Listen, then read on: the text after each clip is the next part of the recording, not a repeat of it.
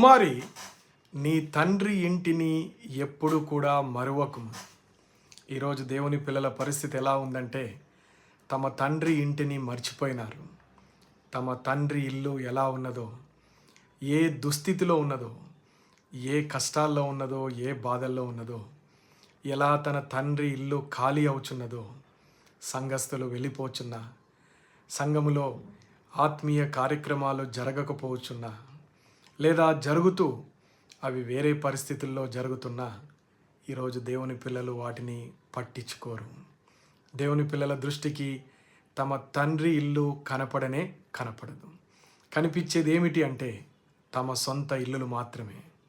వారి ఇల్లులు వారు ఎంతో శ్రేష్టమైన విధానంలో నిర్మించుకుంటారు. కానీ తమ తండ్రి ఇల్లు ప్రభువైన యేసు క్రీస్తు వారి యొక్క సంఘమును కానీ, ఆయన యొక్క మందిరమును కానీ ఎవరు పట్టించుకోరు.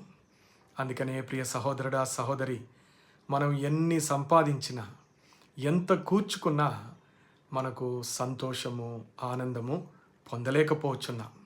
ఎందుకంటే మన తండ్రి ఇల్లు నిర్లక్ష్యము చేయబడుచున్నది.